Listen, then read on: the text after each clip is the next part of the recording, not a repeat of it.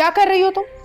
कितनी बार मैंने तुम्हें कहा है कि मेरा डाइट प्लान सही से फॉलो किया करो। टाइम देखा है तुमने? टाइम क्या हो रहा है? वक्त पर मेरा जूस नहीं दे सकती थी तो एटलीस्ट मुझे बता देती।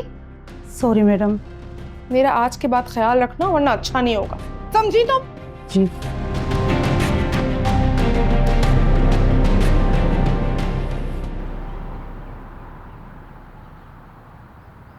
कल मेरे बंदों से बात हुई थी ना, कुछ तय पाया था।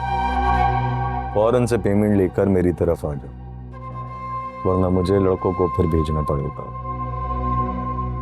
शाबाश।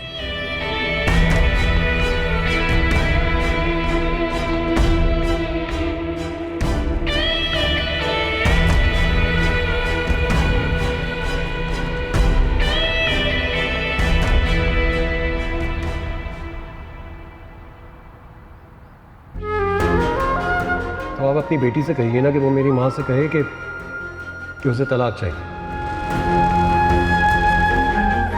मैं दे दूंगा उसे तलाक। सिराज अहमद, क्या बात है? आप स्टोर से जल्दी आ गए और परेशान भी लग रहे हैं।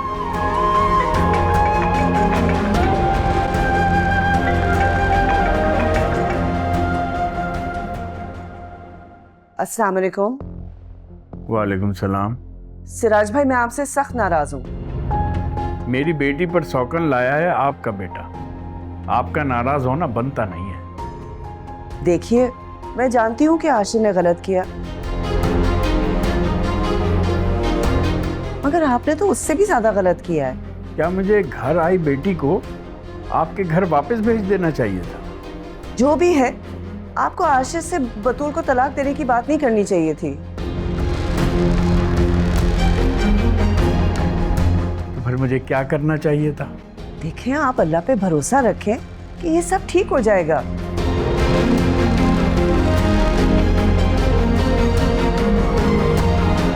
बेटी वाले अल्लाह पर भरोसा करके ही बेटी को डोली में बिठाते हैं। लेकिन सिराज भाई, सब्र करना भी तो जरूरी होता है। और बेटी वाले तो आखिरी वक्त तक तलाक नहीं चाहते।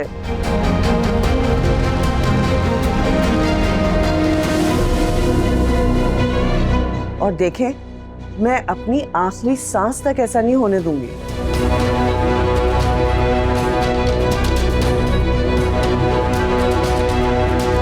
आप मेरी बात को समझने की कोशिश कीजिए।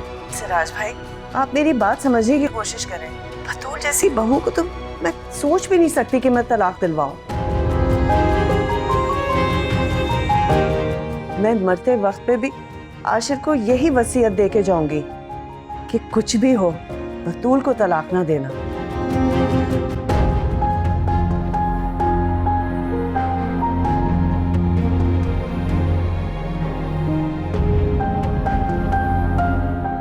इसलिए कि मैं जानती हूँ कि बतूल जैसी लड़की मेरे बेटे की जिंदगी में दोबारा कभी नहीं आएगी।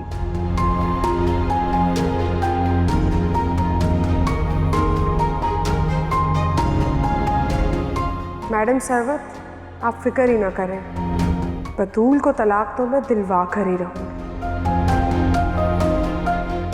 क्या कह रही थी? वो किसी कीमत पर भी आशिर को इजाजत नहीं देंगी कि वो बतूल को तलाक दे।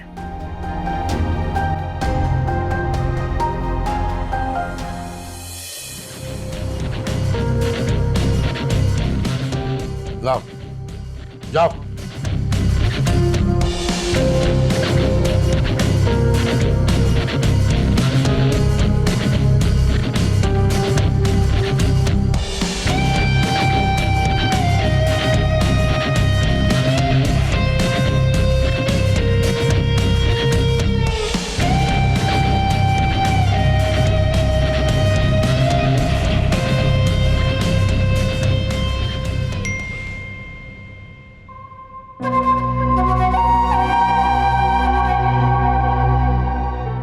ये तो मिनाहिल का मैसेज है। पिन लोकेशन शेयर की। लगता है पैसों का इंतजाम हो गया। मैं तुमसे मिलना चाहती हूँ। मुझे हर कीमत पर बतूल को डिवोर्स दिलवानी है।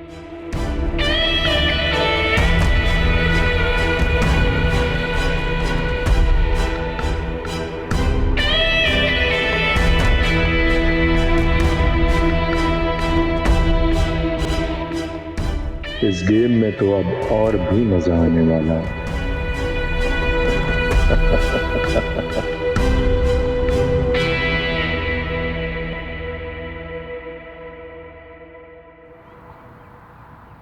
क्या हुआ आशिर, तुम्हारा गुस्सा कुछ ठंडा हुआ? जहाँ प्यार होता है वहां पर गुस्सा भी आ ही जाता है। लेकिन मोहब्बत और नाराजगी एक साथ नहीं रह सकते। डोंट वरी, हम हमेशा एक साथ रहेंगे इंशाल्लाह। वेल आशिर, मुझे तुमसे एक बात करनी थी। हाँ कहो। मेरी दोस्त को अर्जेंट 10 लाख रुपए की ज़रूरत है। 10 लाख? हाँ, and do you know what, मैंने उसको वादा भी दे दिया है कि मैं तुम्हें दे दूंगी। प्लीज़ तुम मना मत करना, वरना वो सोचेगी कि मेरे पास 10 लाख रुपए जैसी मामूली रकम भी नहीं है। मैंने डैड को भी कॉल करने की कोशिश की थी, लेकिन I just got to know कि ही इज़ इन यूके। आप मुझे दे देंगे ना प्लीज़? हाँ डोंट वरी, मैं सुबह तुम्हें चेक लिख दूंगा, तुम उसे दे देना। Thank you so much. You welcome. मैं ज़रा चेंज करूँ।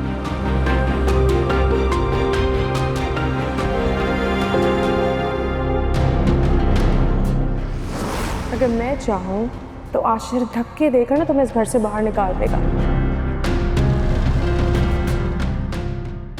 और मेरे ऐसा कहने से ना आशिर कर गुजरेंगे।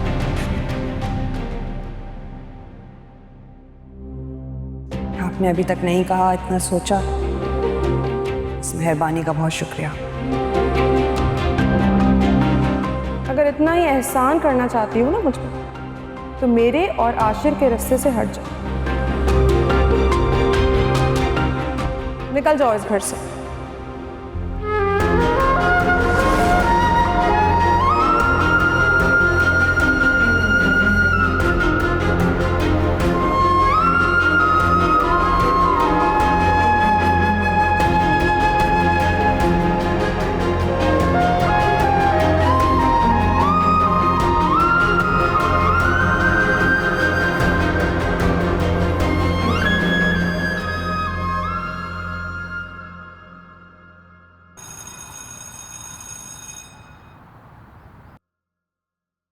सुना, काशान काफी दिनों से घर नहीं आया, कुछ पता चला उसके बारे में?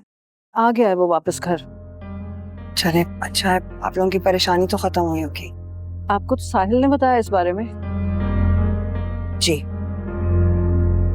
एक बात बताएं, आपके दिल में ये खौफ किसने डाला कि आशिर की जान को काशान से खतरा? आपने कोई बात की है काशान से इस सिलसिले में?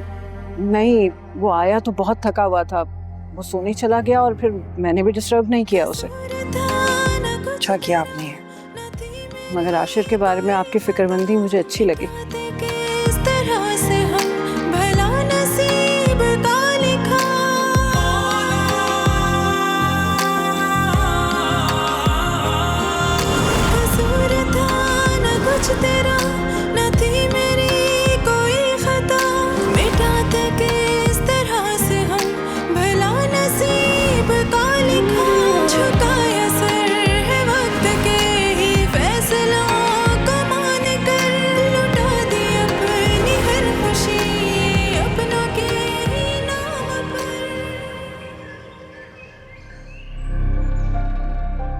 मनाहिल, ये तुमने मुलाजमों के साथ किस तरीके से बात की है? तुम्हें पता नहीं है कि हमारी कितनी पुरानी मुलाजमा है? आइंदा मुलाजमों से ऊंची आवाज में बात करने से पहले ये सोच लेना कि ये मैडम सरवत का घर है और इस घर के रूल्स तुम्हें फॉलो करने होंगे। एक्सक्यूज मी, मैं आपके कोई रूल्स फॉलो नहीं कर। मनाहिल, ये क्या बदतमीजी है? क्या मतलब बदतमीजी? आप शायद भूल रही हैं कि मैं इस घर की बहू और आशिर की बीवी हूँ, और मेरा इस घर पर पूरा हक है।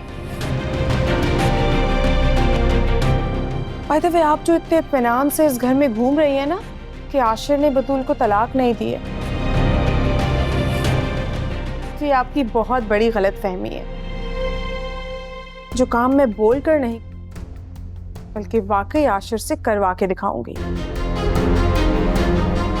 एंड वन मोर थिंग, आइंदा के बाद मुझे अपने घर और कारोबार का ताना मत दीजिएगा। बुरी नियतों का अंजाम बुरा ही होता है।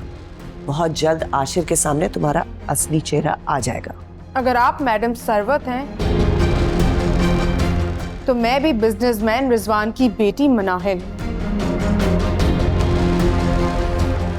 आपकी बातों से ना तो डरूंगी और ना पीछे हटूंगी। सच तो ये है कि तुम्हारे डैड भी तुम्हारे साथ ताल्लुक नहीं रखना चाहते।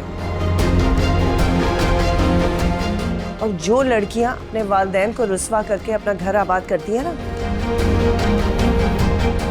ना तो उनका घर आबाद होता है और ना ही वो खुश रह पाती हैं। प्लीज आप ये लेक्चर देना मुझे बंद करें। मेरे और मेरे डैड के दरमियान कोई ताल्लुक हो या ना हो, आप कौन होती है मुझे ताने देने वाली? सो इनफ।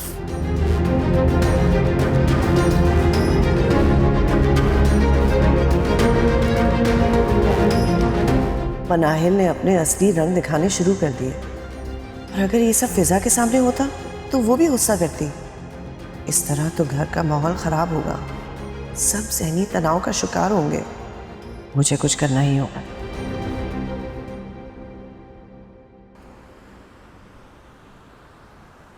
हादिया, कैसा रहा एकेडमी का पहला दिन? बहुत अच्छा। आज तो बस इंट्रोडक्शन ही था सबका। आपको पता है इतने पढ़े लिखे और बड़े खानदानों से कैंडिडेट्स आए हुए थे। टीचर्स भी काफ़ी पढ़े लिखे थे, इतना स्ट्रॉन्ग एजुकेशनल बैकग्राउंड था उनका, और स्टाफ भी काफ़ी एक्सपीरियंस था, और बहुत सारे डिफरेंट इदारों से भी ऑफिसर्स आए थे। उम्मीद है बहुत कुछ सीखने को मिलेगा और इंशाल्लाह ज़रूर कामयाब होंगी मैं। और मुझे यकीन है बहुत जल्द मेरी बेटी अफसर बन जाएगी इंशाल्लाह। आपको पता है इस सब के लिए बहुत कॉन्फिडेंस की ज़रूरत है। खुद एतमादी से बात करना, हर चीज़ का नॉलेज होना, और सबसे ज़्यादा ज़रूरी अपनी कामयाबी पर यकीन होना। वाह क्या बात है, माहौल का बहुत असर होता है इंसान पे। और मैं बहुत खुश हूँ कि तुम्हें एक ऐसा माहौल मुयस्सर आया है जहाँ पे तुम्हारा हौसला और लगन बढ़ेगी, और इंशाल्लाह तुम अपनी मंजिल को जल्द पालोगी इंशाल्लाह। और हाँ, एक बात याद रखना, काशान सुबह से मुझसे तुम्हारे बारे में पूछ रहा है कि तुम कहाँ हो, कहाँ गई हो। मैंने उसे कुछ नहीं बताया। मैं नहीं चाहती कि वो तुम्हारे लिए कोई नई मुश्किल खड़ी करे। आप ठीक कह रही हैं। अगर उसने मेरा पीछा किया तो फिर? ऐसा होगा नहीं। मैं अपनी पूरी कोशिश करूंगी, जब तक तुम घर से निकल के एकेडमी चली नहीं जाती मैं उसे अपनी नज़रों के सामने रखूंगी। अब इस बात पे परेशान मत हो तुम। चेंज कर लो, मैं खाना लगाती हूँ, आ जाओ।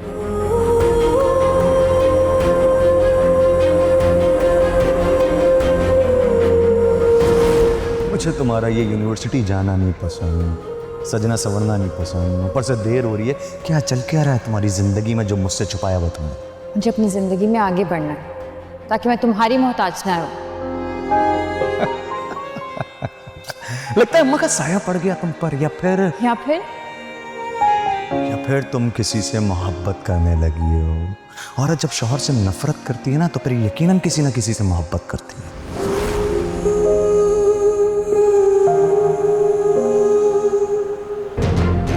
मेरी दोस्त को अर्जेंट 10 लाख रुपए की ज़रूरत है। 10 लाख? हाँ, and do you know what, मैंने उसको वादा भी दे दिया है कि मैं तुम्हें दे दूंगी। कौन सी दोस्त है मनाइल की जैसे अचानक 10 लाख रुपए की जरूरत पड़ गई? और मनाइल मुझसे ये पैसे लेकर आखिर गई कहाँ है?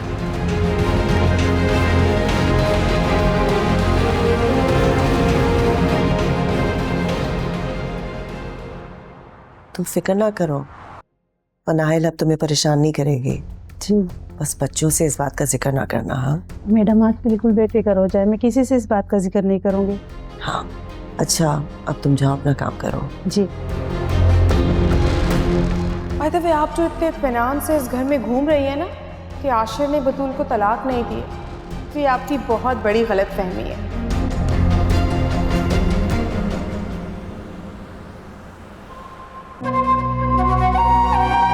ये मैडम मनाहिल रह कहाँ गई, अभी तक आई क्यों नहीं?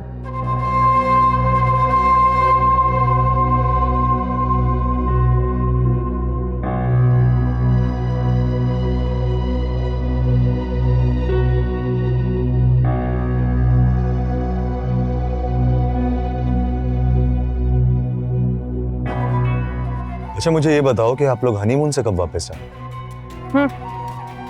हनीमून? कौन सा हनीमून? क्यों, क्या हुआ?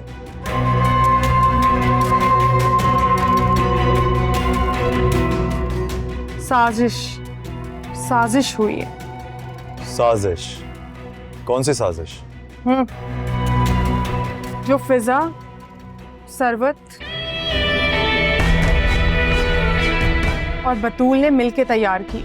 मुझे इस तरह बातें समझ नहीं आती हैं, साफ साफ बताएं क्या बात। यार, जब आशिर ने मुझसे शादी की ना, तो उसकी माँ ने हार्ट अटैक का फजूल ड्रामा कर दिया।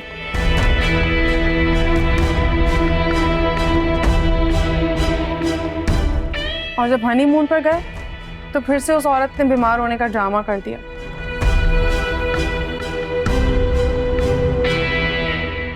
जब तक उस बतूल को तलाक नहीं होगी ना, मुझे सुख का सांस नहीं आएगा।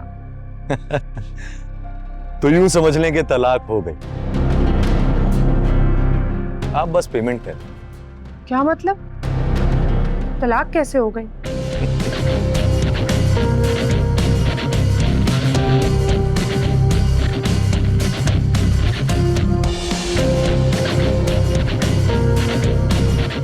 कितनी जबरदस्त तस्वीरें हैं, है ना?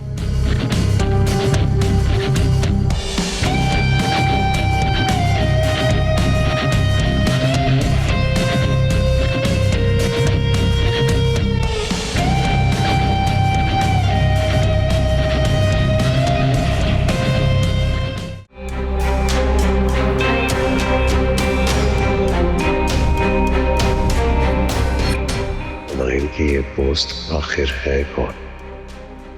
आज मैं मालूम करके ही रहूंगा कि वो किससे मिलने के लिए जा रही है।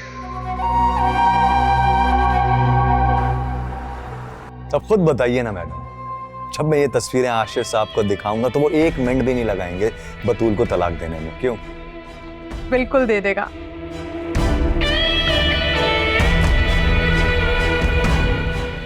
Now you deserve the payment.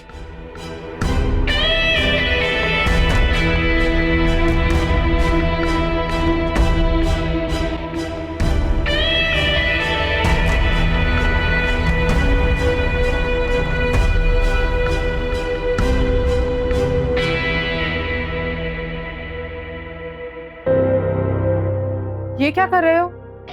Picture तो मुझे वापस दे दो। Sorry ma'am. देखो, ये चीटिंग है काशान। बात समझने की कोशिश करें मैडम।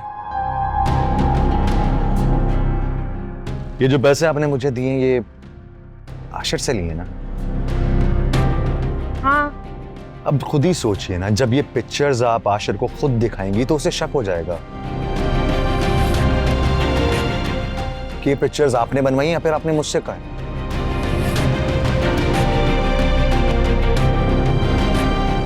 मैं नहीं चाहता कि कोई भी ऐसा शक आशिर के दिमाग में पैदा हो।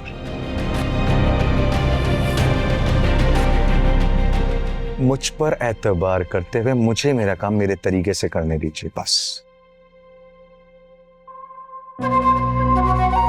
वैसे बात बताइए कि आप फिजा से भी बहुत तंग हैं। फिजा से तो मैं बहुत ही तंग हूँ। ये जो पैसे आपने मुझे दिए, इन्हीं पैसों में मैं उसकी भी आपसे जान छुड़वा सकता हूँ। क्या मतलब? वो कैसे? बस आप किसी भी तरीके से उसकी शादी मुझसे करें। नहीं, ये बहुत मुश्किल है। मुश्किल है।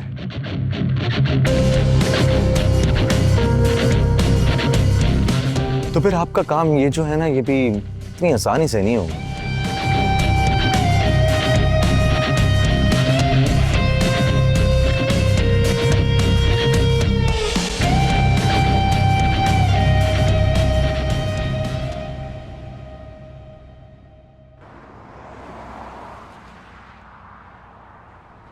चलिए अभी हम इसको बाद में डिस्कस करेंगे, अभी तो मैं निकलता हूँ, फिर हम कल मीटिंग में मिलते हैं। ओके?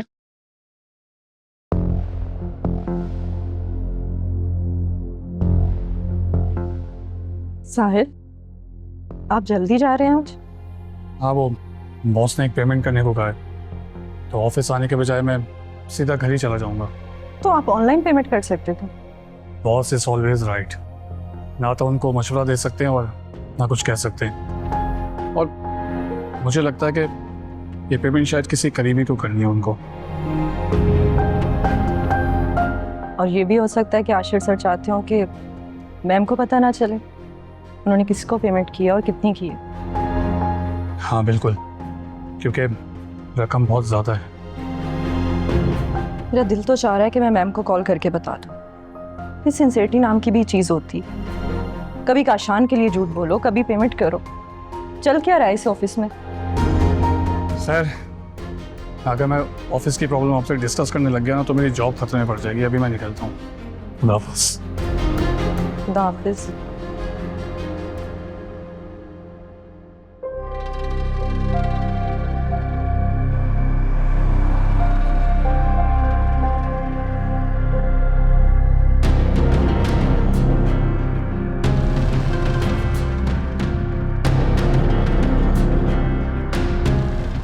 आशिर, आशिर तुम यहाँ पर क्या कर रहे हो?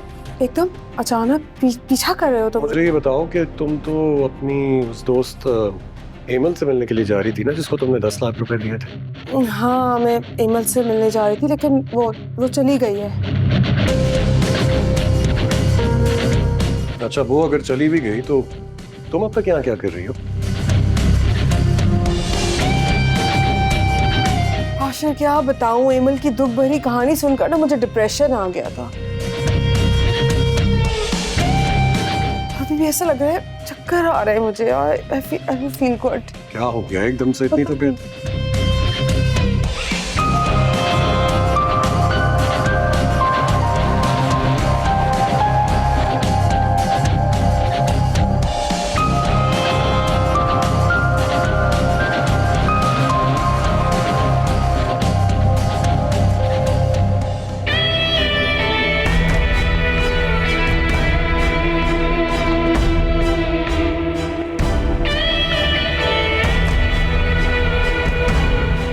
ये आशिर यहाँ कैसे आ गया? कहीं इसका पीछा तो नहीं कर रहा है?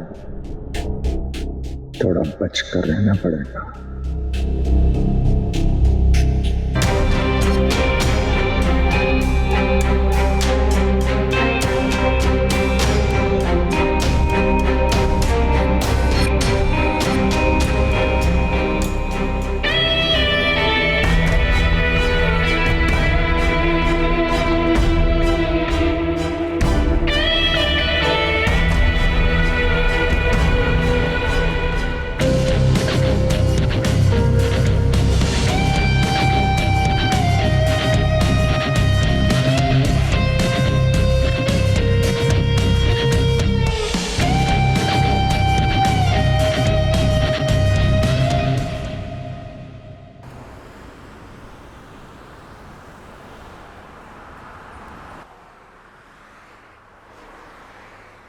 मनाहिल, तबीयत ज्यादा खराब हो रही है तो डॉक्टर के चलते हैं।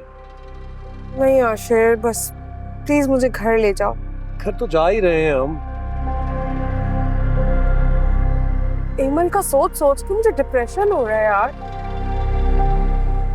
इंसान के हालात इतनी जल्दी कैसे बदल सकते हैं? यार, जब बिजनेस होता है ना तो उसमें लॉस भी अक्सर इंसान को यहाँ तक ले आता है। लेकिन प्लीज तुम इतना स्ट्रेस मत लो कि तुम्हारी तबीयत खराब हो जाए ना, प्लीज। यार कैसे स्ट्रेस ना लूं आशिर, मेरी दोस्त है बड़ी अच्छी। I mean, उसका क्या लाइफस्टाइल होता था, और अब देखो क्या दिन आ गए कि वो हमसे पैसे मांग लिए। चल चल, रिलैक्स रिलैक्स।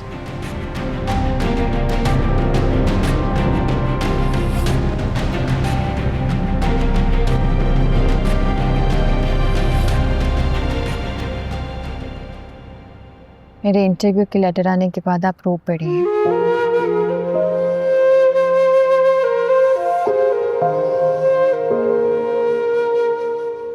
मैंने खुशियां भी देखी हैं और गम भी।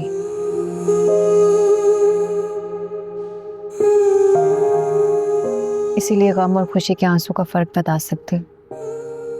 ये खुशी के आंसू नहीं है। बस एक पुरानी ख्वाहिश की चिंगारी पे पाँव आ गया था।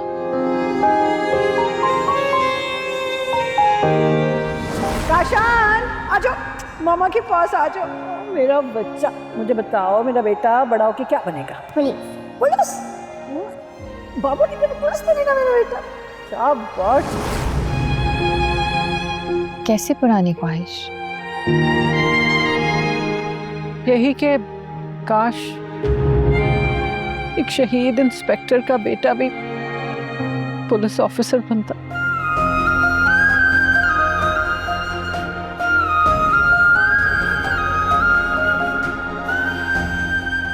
बेटा नहीं बन सका तो क्या हुआ, बेटी तो कोशिश कर रही है ना।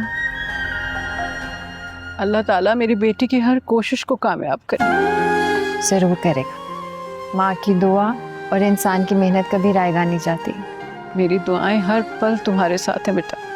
और मेरा आपसे वादा है कि मैं दिन रात मेहनत करूंगी।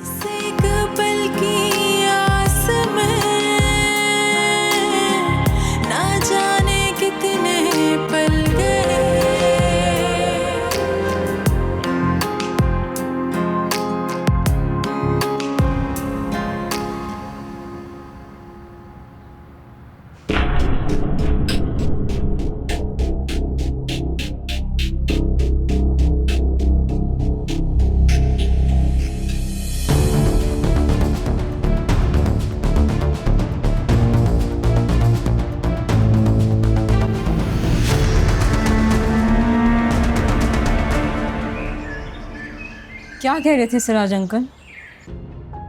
बतूल की तलाक की बात कर रहे थे। क्या तलाक? मैंने उन्हें कहा है कि मेरी जिंदगी में ये मुमकिन नहीं। लेकिन माँ अगर वो खुला के लिए कोर्ट चले गए तो? बतूल की मर्जी के बगैर वो ये नहीं कर सकते और बतूल ये नहीं चाहेगी। माँ मगर मुझे लगता है मनाहिल ये चाहेगी।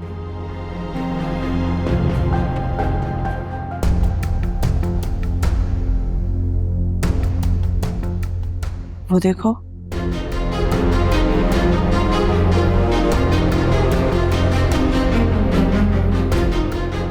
इसको अचानक क्या हुआ है? अचानक सिर्फ ड्रामा हो सकता है माँ, आप परेशान ना हो।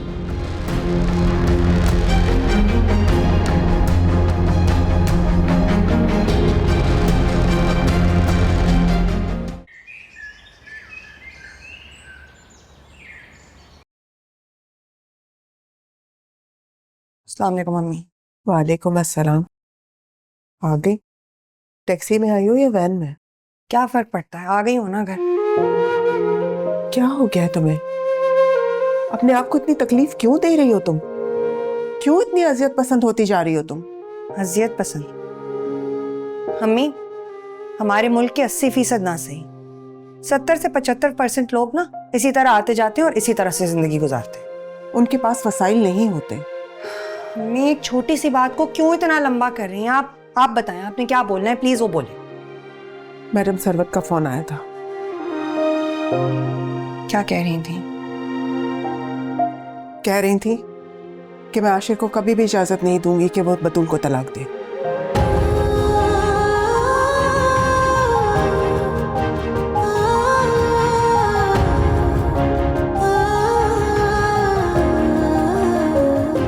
बेटा तुम मुझे बताओ कि तुम कब तक इस तरह से जिंदगी गुजारोगी?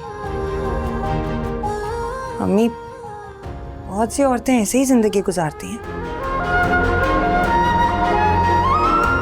तोहमतों पर तलाक मिल जाना,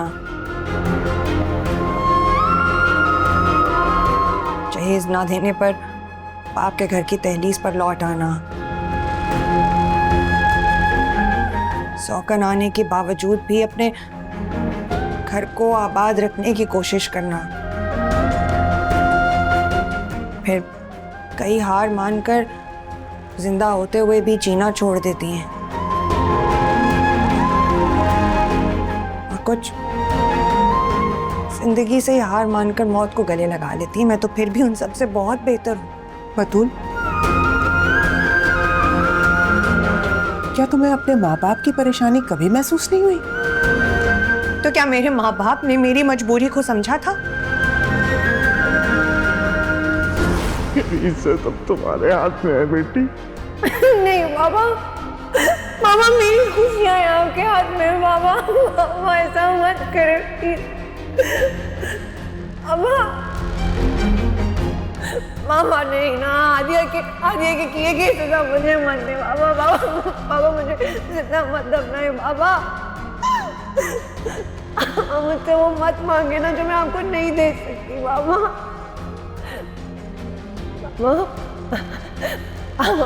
बाबा मैं बहुत गरीब हूँ, मेरे दामन में आपको देने के लिए कुछ नहीं बाबा। मेरी पसंद, मेरी नापसंद का ख्याल रखा था? नहीं, मुझे जबरदस्ती जिसके साथ भी उन्होंने रिश्ते में बांधा, मैंने दिल से उस रिश्ते को कबूल किया, निभाया और अब सारी जिंदगी उसे निभाने की कोशिश करूंगी।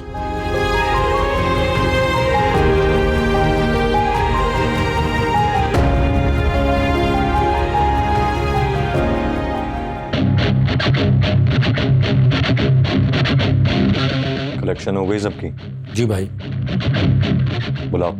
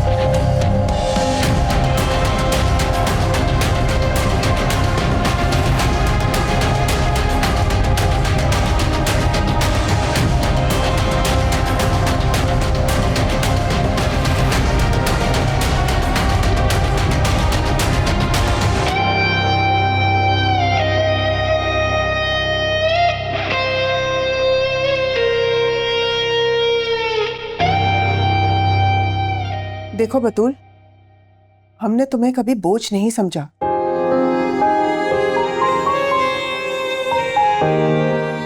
तुम्हारे पैदा होने पर रिश्तेदारों ने हमसे कहा था कि पहला बेटा पैदा हो तो वो छोटे बहन भाइयों का सहारा बनता है, लेकिन सराज साहब ने कहा नहीं, मेरी बेटियां बेटों से कम नहीं है। तुमने जो आज बात कही थी ना बोझ बनने की, तुम्हें पता है इसकी वजह से तुम्हारे बाबा बिल्कुल खामोश हो चुके।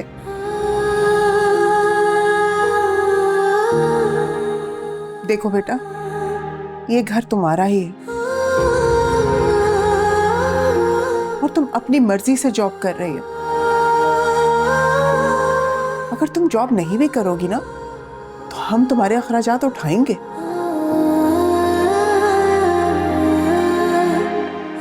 कभी तुमसे ये नहीं कहेंगे कि ये घर तुम्हारा नहीं है। वालिदैन के लिए सिर्फ औलाद अहम होती है। दुनिया की कोई आसाइश, कोई राहत उसके आगे अहम नहीं होती। सॉरी अम्मी, मेरा मकसद कभी भी आपको या बाबा को कोई तंज या ताना देने का नहीं था। मैं शायद तकलीफ में हूँ और मैं अपनी बात आप लोगों को समझा नहीं पा रही।